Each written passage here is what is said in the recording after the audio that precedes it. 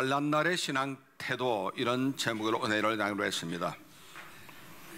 예수님이 주일날 낙이 타고 예루살렘 성에 입성할 때만 해도 사람들은 예수님을 진정 왕으로 알았습니다. 다윗의 후손으로 오셨고 그래서 그들을 다스리는 왕으로 알았기 때문에 종려나무 가지를 흔들고 옷을 벗어다가 길가에 깔면서 카펫을 만들었습니다. 주님은 왕의 자격으로 예루살렘에 입성한 듯 보였고, 제자들은 그들의 선생님 예수님이 왕이 되면 자기네들은 장관이나 고관 대작을 차지할 걸로 기대하고 있었습니다. 그들의 기대는 4일 만에 깨져버리고 말았습니다. 목요일 날 예수님은 잡혀가셨고, 금요일 새벽에 빌라도뜰에서 주님은 사형 선고를 받았습니다. 불과 며칠 사이에 왕으로 삼아 달라고 하던 군중들 여론은 불과 며칠 사이에 저를 십자가에 못 박으소서, 바라바를 사면해 달라고 요청했던 거예요. 왕으로 여겼던 예수님은 십자가에 못 박혀 죽게 하고 살인자 바라바를 대신 사면해 달라고 요청은 움직이는 여론이었습니다. 대단한 환란이 아닐 수가 없는 겁니다. 저와 여러분 인생 살다 보면은 누구든지 행복을 원하고 평안함을 원합니다. 순탄하기를 고대합니다만은 항상 인생이 좋은 일만 있는 건 절대 아닙니다. 일기예보로 친다면은 맑은 날 있고 비 오는 날 있고, 햇볕 쨍쨍한 날 있고 천둥번개 치는 날 있고, 따뜻한 봄날이 있는가 하면은 엄동설 찬바람 부는 겨울 바람이 있기도 하는 것입니다.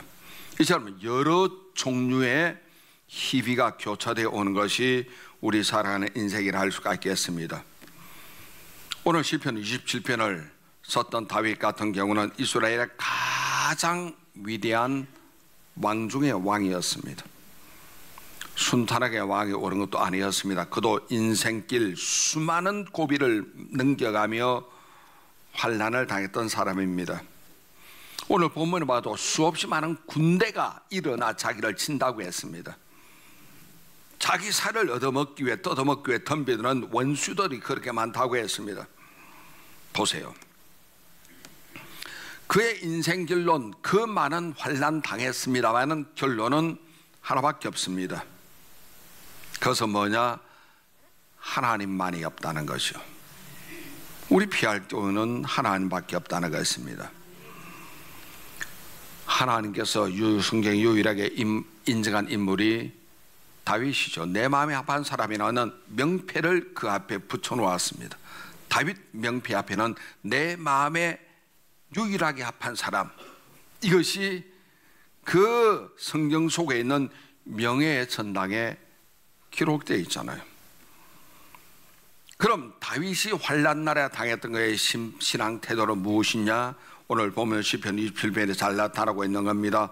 어떤 환난이 와도 하나님이 날 지켜주시고, 초막에 두시고 장막에 두시고 산성에 두시고 바위에 두시고 높은 산에 두실 것을 그는 고백하고 있는 겁니다. 우리 개개인의 인생길 살다 보면은 어려움 당하기도 하고 환난이 있기도 합니다.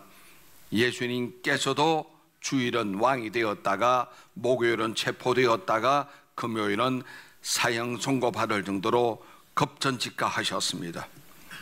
개인도 그런 일이 있을 수가 있고 나라도 민족에도 환난 날이 올 수도 있는 겁니다. 가난을 질 수도 있고 전쟁이 날 수도 있고 정치적인 환난이 있을 수도 있고 불투명한 미래 때문에 앞길이 막막할 때고 없잖아 있는 것입니다. 우리나라만 해도 6.25 전쟁이 있었지요. 그 전에 일제 35년의 강점기에 있었지요. 그 앞에 청일전쟁, 러일전쟁 같은 어려움을 당하기도 했죠. 그 앞에 병자호란이 당했죠. 그 앞에 외국의 임진왜란 공격받기도 했던 것입니다. 개인적으로 볼 때도 우리는 사업 실패할 수도 있고 실직할 수도 있고 중병이 걸릴 수도 있고 가족을 사별할 수도 있고, 아니면 길 가다가 남이 들이받는 바람에 원치 않는 사고를 당할 수도 있습니다. 환난입니다. 이러한 위상을 우리가 제대로 대응하지 못한다면 더 큰 어려움 속에 빠질 수가 있습니다. 환난이라는 것은 예고 없이 찾아오기도 합니다.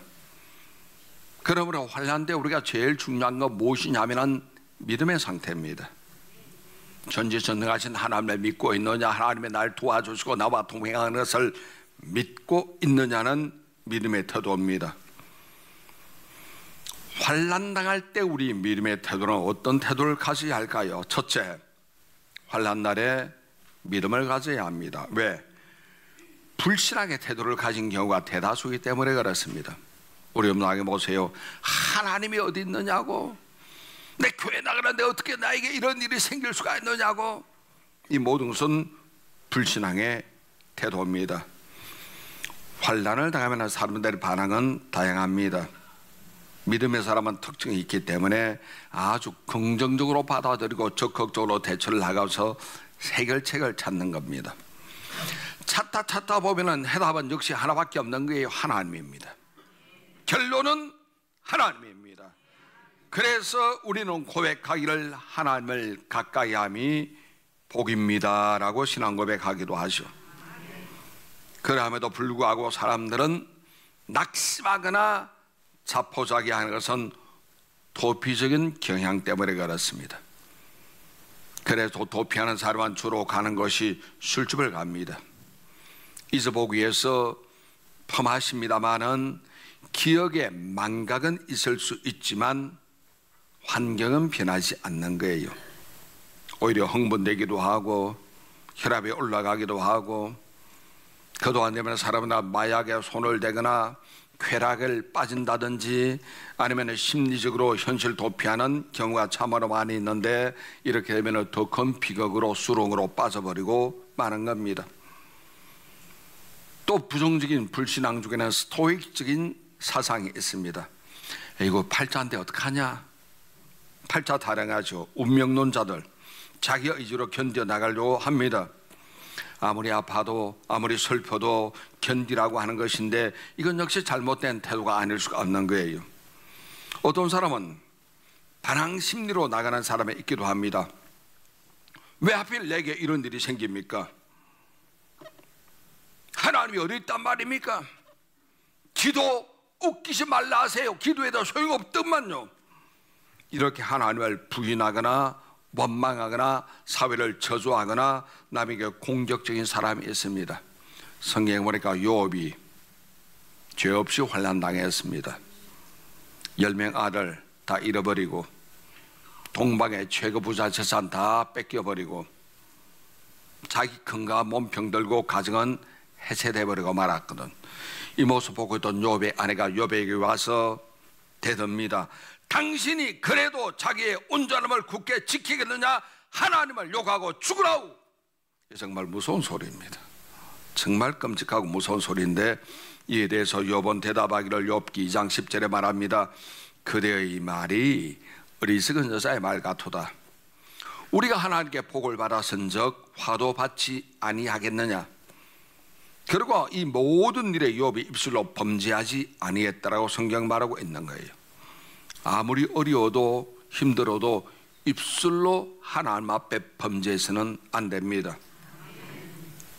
환난이 올 때 불신앙의 태도는 마귀 같은 일의 미끼예요. 미끼 물었다 덥석 물었다 하면은 끝납니다.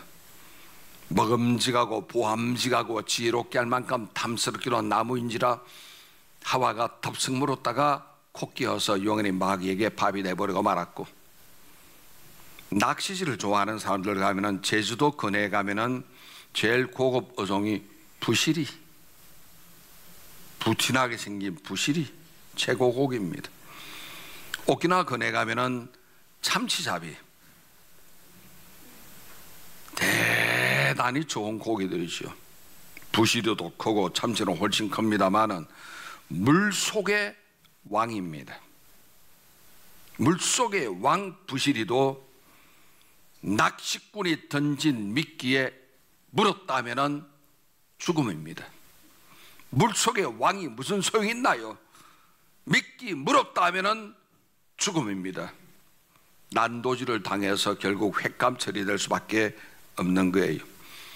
인생에서 마귀가 던지는 미끼를 잘못 물었다면 그 인생은 끝납니다. 최악의 상황을 절대 피하지 못하는 것입니다. 그럼 두 번째, 환난 날에 우리가 가져야 될 신앙적 태도에 대해서 말씀드리겠습니다. 결론은 이거예요. 오직 주님, 오직 믿음입니다. 인간으로 우리가 태어난 이상 환난을 면할 수는 없는 거예요. 면하지는 못하지만 피할 길이 있습니다. 강력한 태풍이 불게 되면, 허리케인 A급 불게 되면 모든 것이 피해지 여기지만, 그러나 우리가 도피처로 피난하면 안심이 됩니다. 예수님을 우리가 구주로 믿는 그리스도인이라 할지라도 환난은 옵니다. 그러나 우리에겐 주님이 계시잖아요. 세상에서 너희가 환난당하라 담대하라 내가 세상을 이기오노라. 예수님이 우리의 피난처 되면 걱정할 소리가 없다는 것입니다. 그래서 우리가 인생길 갈 때는 오직 주님이시오. 주님과 함께 한다면 나홀로 환난 당하지 않습니다. 주님도 같이 당합니다. 왜? 주님이 날 품에 안고 있기 때문에 쓰러져도 주님의 품에서 쓰러지는 거예요. 세상에 쓰러지면 끝납니다. 주님 품에 쓰러지면 살 길이 있다는 거예요. 보세요. 환난이 기독교 신앙을 살린 겁니다. 타락한 종교를 살렸던 거예요. 창세기 봐도 비슷한 내용이 나옵니다. 요셉 같은 경우는 큰 환난을 통과했습니다. 구덩이 통과했지요. 종살이 통과했지요. 누명스곳은 가호목을 통과했지요. 통과하고 나니까 그대에 나타난 축복은 어마어마한 국무총리 자리였는데 개인의 영광이 아니라 총리 자리를 통해서 이스라엘 민족 전체를 전별해서 구원시킬 수가 있었죠. 내가 잘 되는 것도 마찬가지입니다. 내 개인의 영광이 아닙니다. 모든 민족을 살리기 위한 하나님의 섭리가 있다는 것을 기억하시기를 주님 이름으로 축원합니다. 제가 아는 장로님이 있었는데 2002년도에 내가 강남 순복음 강남교회 담임 목사였을 때 장로님이 개포동에서 철물점을 하셨습니다. 그 당시만 해도 공투가 있었기 때문에 이분이 한 20년 전부터 공투에 텐트 치고 살림집 그 안에서 살림살이 하면서 철물점을 하셨어요. 무가죠. 좋은 것은 장로님과 권사님과 그 집의 아들, 딸 모든 가족이 교회 봉사합니다. 주일이면 교회 집 비워놓고 뭐 텐트 친 집이니까 도둑 들어와도 가져갈 것도 없죠. 뭐 못을 가져가겠어요. 뭐 벤치를 가져가겠어요. 그러니까 교회 와서 교사하고 성가대하고 하루 종일을 그렇게 열심히 봉사하고 모든 사람이 그 장로님을 칭찬하고 그런 분입니다. 주일날 전 가족이 와서 교회를 봉사하는 그 순간에 불이 나버리고 말았네. 다 탔대요. 오후 되니까 저에게 보고 왔는데 장로님 댁에 불나서 난리가 났다는 거예요. 걱정이 덜컥 되는 거예요. 저렇게 교회 열심히 섬기는 분이 불나서니 이거 덕이 안 되면 어떡하나. 사람은 마치 다 교회에 섰으니까 사람은 앉았었는데 이거 어떡하나. 동네 사람들 수근수근하고 예수 믿는다고 하더니만 온 가족이 열심히 교회 섬긴다 하더니만 불났다 그 소리는. 인명피해는 없는 거예요. 내가 가슴에 달려가니까 인명피해는 없고 타봤자 낡은 텐트만 탄 거예요. 왜냐하면 못이 타도 못입니다. 그렇잖아요. 철물점에 불 타봤자 뭐 탈 게 있나. 텐트나 탔지. 나머지는 뭐 별 볼 일 없는 가재도구 조금 탔지. 가게는 무가 천막이기 때문에 다시 거기에 지을 수가 없는 거예요. 그동안 구청에서 계속 옮기라 하는데 갈 데가 없으니까 못 옮겨왔었거든. 이제는 가야 됩니다. 그런데 강남 지역은 워낙 땅값 비싸가지고 도저히 사가지고 옮기기는 무리고 해서 고민하고 알아보고 기도하시다가 기도원에 가서 금식하고 일주일 동안 오시더니만 경기도 판교로 가겠다는 거예요. 그래서 저는 그 당시에 몰랐으니까 왜 그 멀리 갑니까? 아니요, 판교 가기에는 이동 가지고 갈 데가 없다고 해서 판교에 가서 넓은 땅을 샀어요. 아니 집 한 채 있으면 되는데 왜 이런 넓은 땅 삽니까? 그러니까 목사님 모래 갖다 놔야지요, 철근 갖다 놔야지요, 물건들 재놓으려면 땅이 넓어야 됩니다. 그래서 거기 이사 갔을 때 계엄 예배를 성대히 해서 떡하고 고기하고 마을 잔치하고 그랬습니다. 1년 지나고 나니까 정부 발표가 나더라고. 판교 개발로 그 땅을 수용해야 되겠다는 거예요. 갈 데 없는데 큰일 났잖아요. 근데 재밌는 것은 수용 그 보상금이 그 당시 2002년도 월드컵 할 때입니다. 40억 나왔어. 요즘도 40억은 큰 돈이잖아요. 월드컵 때 25년 전에 40억 나왔어. 그래가 이분이 부자 되었어. 환난을 당했습니다. 하나님의 뜻 안에 다녔습니다.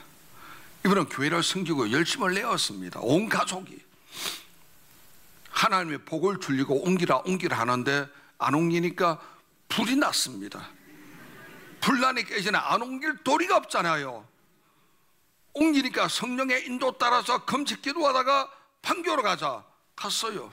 그전은 판교로 벌판이었으니까 세상이 여기서 이 장사 되겠나 했는데 하나님께서 토지 수용하도록 해가지고 판교는 신도시 들어오고 그분은 40억 받고 이사를 가고 환란이 복이 되었잖아요. 내가 아는 길 몰라요.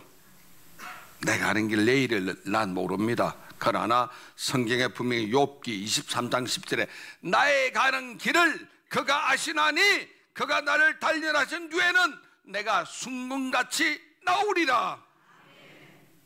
나가는 길을 오직 하나님만 아시는 거예요. 우리가 하나님의 뜻 안에 있어야 되고 성령의 인도에 순종한 여러분 되시기를 바랍니다. 환난은 복이 자라는 옥토입니다. 불순종하면은 박토지요, 순종하면은 옥토입니다. 그리고 환난이 임해야 사람이 겸손해지고 성결하게 되죠. 우리가 신고는 여러분 구두나 운동화 밑바닥은 고무창이잖아요. 그 고무는 어디서 나올까요? 고무나무 칼로 베어서 그 흘린 눈물이 신발 밑창입니다. 그냥 나오는 게 아닙니다. 고무나무의 눈물입니다. 우리의 상한 심령에서 인격의 변화가 오고 사랑이 오는 줄 믿습니다. 바울, 지독한 고통 속에서 성경을 기록했습니다. 존 번연, 감옥에서 철로 역정을 썼습니다.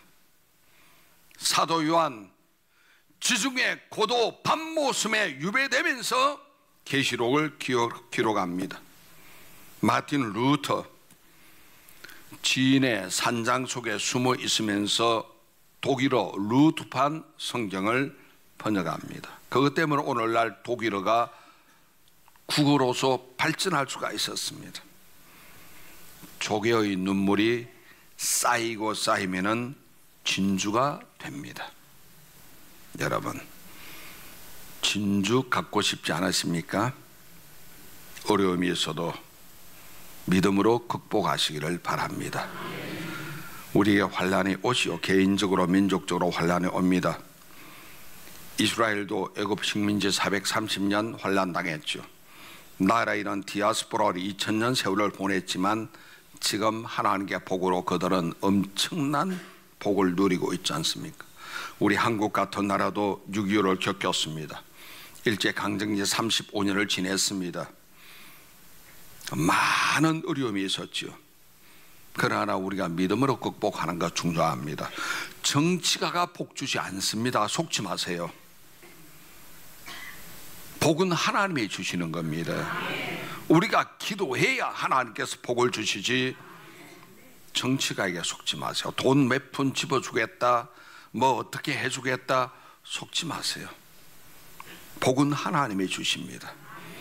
우리가 가질 것은 뭐냐? 오직 주님, 오직 믿음. 이것으로 승리하는 여러분 되시기 바랍니다. 예수님이 고난을 받으셨죠. 주일 들어갈 때는 왕이라고 했던 사람들이 목요일 되니까 태도가 돌변해서 십자가에 못 박아라고 던졌습니다. 주님은 로마 군병들에 의해서 찔린 것은 우리의 허물 때문이시오, 상하신 것은 우리의 죄악 때문이라고 합니다. 징계를 받은 것은 우리에게 평화 주시기 위함입니다. 채찍 맞으신 고통당한 것은 나의 아픔을 대신 속량하신 겁니다. 가난하게 되신 것은 우리로 부요케 하려 하심이라고 성경은 말하고 있습니다. 환난 때 신앙 태도는 오직 주님만 바라보는 여러분 되시기 바랍니다. 불신앙의 태도는 절대 건물입니다. 하나님 앞에 더 낮아지고 더 겸손해지고 더 기도로 승리하는 여러분 되시기 바랍니다. 우리가 믿음으로 극복하면 하나님의 큰 축복이 임합니다. 요한일서 5장 4절 무릇 하나님께로부터 난 자마다 세상을 이기느니라. 세상을 이기는 승리는 이것이니 우리의 믿음이니라. 아멘. 기도하겠습니다.